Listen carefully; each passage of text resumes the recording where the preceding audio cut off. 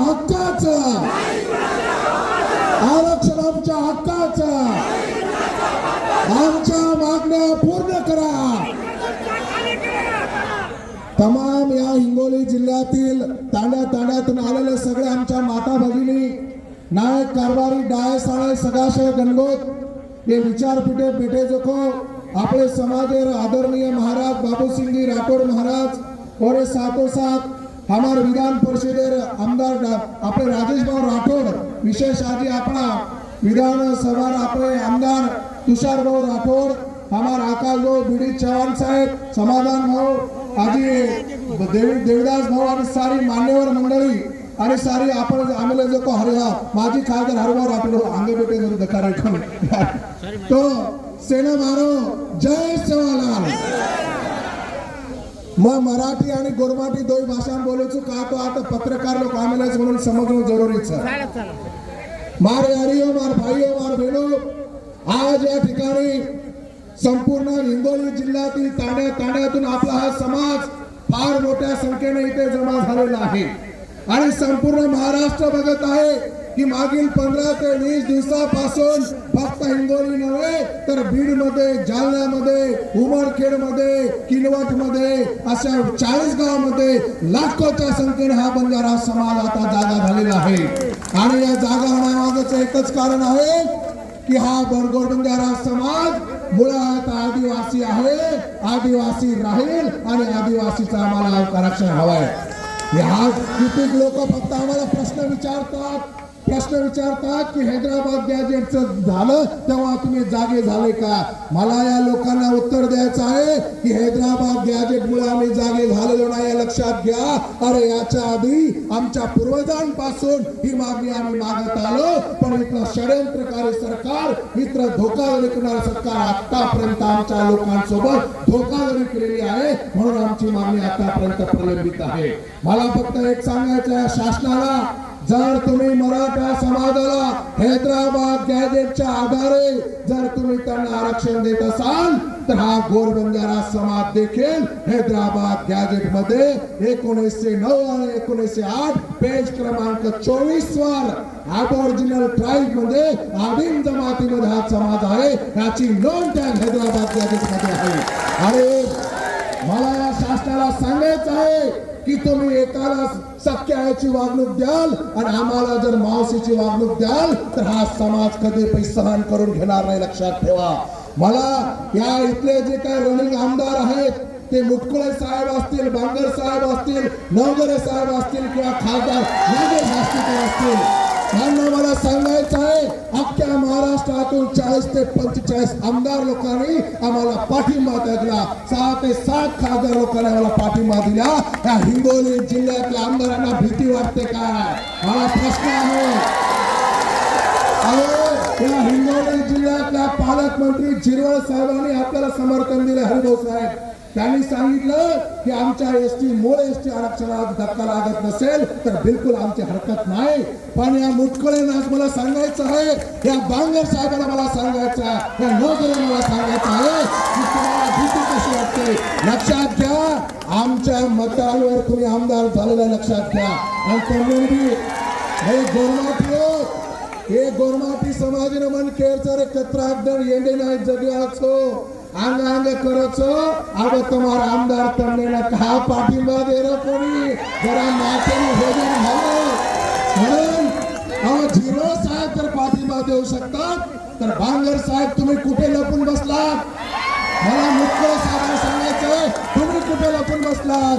मला नवगरे साहेबांना सांगायचंय तुम्ही कुठे लपून बसलात? मला आष्टीकर साहेबांना सांगायचं आहे की तुम्ही कुठे लपून बसलात? खाण्याचे दात वेगळे आणि दाखवण्याचे दात वेगळे असं आमच्या समाजासोबत तुम्ही करू नका.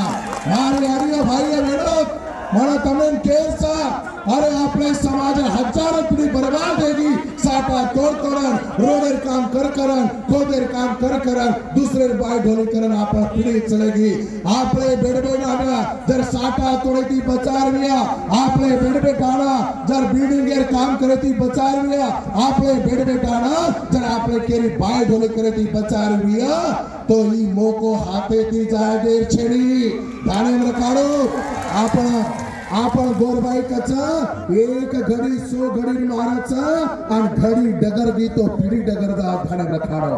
अब जर या वेळेला जर आपण आरक्षण मिळून नाही दिले आपल्या बांधवांना तर येणारा समाज येणारी पिढी आम्हाला कदापि माफ करणार नाही. म्हणून इथे आमदार तुषारभाऊ सत्ताधारी आमदार आहेत, आपले बाबूसिंग महाराज सत्तेमध्ये आहेत, त्यांची जबाबदारी फार मोठ्या प्रमाणात आहे की साहेब आमचं रणगाडं तुमच्या समोर देखील आम्ही मांडतोय. तुम्ही शासनामध्ये आहात, तुम्ही सत्तेमध्ये आहात, आमची मागणी पूर्ण करण्याची जबाबदारी तुमच्यावर जास्त आहे. संजय भाऊ राठोडला देखील मी सांगतो की तुम्ही सत्तेमध्ये आहात, आमची मागणी सरकार दरबारी मागून तुम्ही पूर्ण करावी. ही जबाबदारी समाजाच्या नात्याने तुमच्या खांद्यावर जास्त आहे. ही जबाबदारी आपल्याला झडकून चालणार नाही. म्हणून माझ्या बंधूंना आणि भगिनींना मला सांगायचं आहे, इथल्या पत्रकार बांधवांना मला सांगायचं आहे की फक्त गॅजेटचा आम्ही आधार घेत नाही. 1871 ते 1952 पर्यंत गुन्हेगारी जमात म्हणून आम्हाला या शासनाने ठप्पा मारला आहे. अरे 1871 ते 1952 आपण आदिवासी वेते ते सगळ्या दुनियाला माहित आहे. अजून आम्हाला पुरावा मागताय तुम्ही. मला तुम्हाला सांगायचं एवढंच नव्हे तर 1931च्या जनगणनेमध्ये आमचा समाज हा आदिवासी आहे. एवढंच नव्हे तर सीपीएम बेरार 1950 मध्ये आमचा समाज आदिवासी आहे.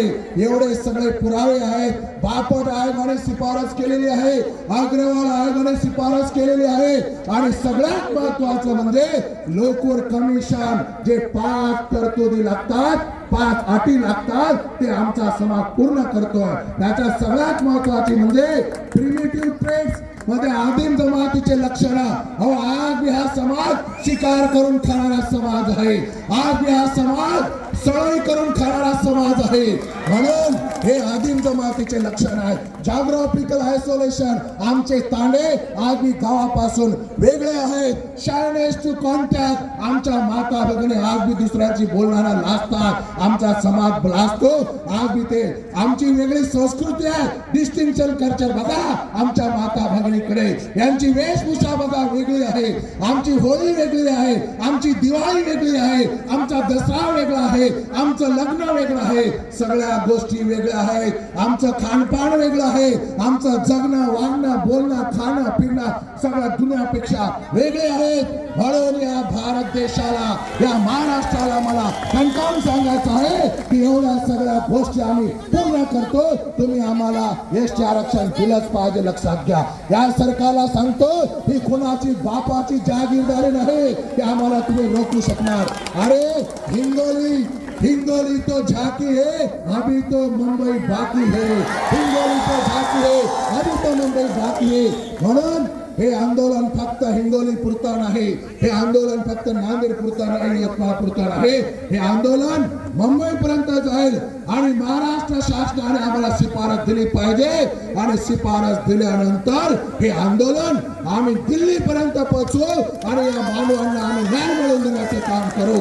म्हणून या सगळ्यांना मला म्हणायचं आहे, मारे याडियो भाई बहिणो, या शासनाला मला सांगायचं आहे, हे एसटी आरक्षण मिळवण्यासाठी आमच्या 4 तरुणांनी बलिदान दिलं, ते शहीद झालेले आहेत. आणि मग तमनेन केरचं जे 4 आपले तरुण बेटा मर गए, वनूरो बलिदान वाय जाय देर चले हादर काढो.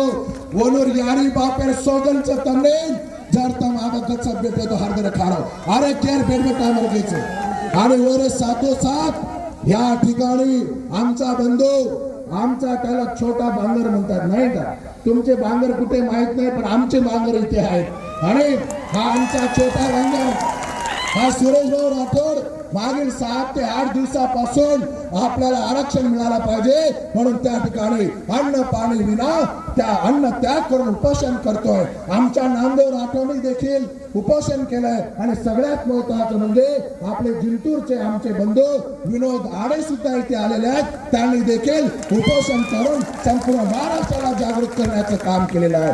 म्हणून माझ्या याडी माझे भाईओ मार बहनों मन तमने केरचा आपण तो जिंदगी चलेगी पण आपले बेटार भविष्य सारो, आपले समाज भविष्य सारो. आप आपसे मतभेद बाजू रखाओ. आप आपसे मतभेद बाजू रखाड़ो, खेते मार धुरिया पर लड़ाई बाजू रखाड़ो, आंगले मार कचरे लड़ाई बाजू रखाड़ो, भाई बंदी लड़ाई बाजू रखाड़ो, ग्राम पंचायत लड़ाई बाजू रखाड़ो, पक्ष लड़ाई बाजू रखाड़ो, संघटना लढाई बाजू रखाड़ो, फक्त गोड करण एक जागावा ती मुठ्ठी बांधा आणि मुठ्ठी बांधण असो ठोसा मारा की आरक्षण होटच लेणावा व तराती आपण काम करा. कळणारे भाई बहिणो, म्हणून या पत्रकार बंधूच्या माध्यमातून माझी या सगळ्यांना विनंती आहे की आपण आमच्या समाजाच्या व्यथा शासनापर्यंत पोहोचवा आणि ह्या मागण्या पूर्ण करून या समाजाला न्याय देण्याचं काम करावं. कारण या समाजाने या इथल्या भारत देशातील लोकांना अन्नधान्य पुरवून पोट भरून या लोकांना जिवंत ठेवण्याचं काम केलंय. आम्ही जे नदली ट्रान्सपोर्ट केलं